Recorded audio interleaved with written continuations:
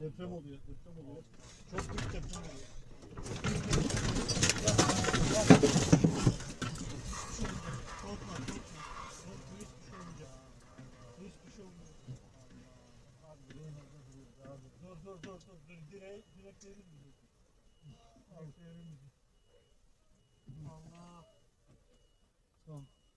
Abi bu neydi ya? Artçılar olabilir. Devam ediyor çünkü. Mustafa. Yola çıkalım abi. Dur bu hala sallanıyor ya. Abi nasıl? çayı şey yapalım. Çayı yapabileceğimiz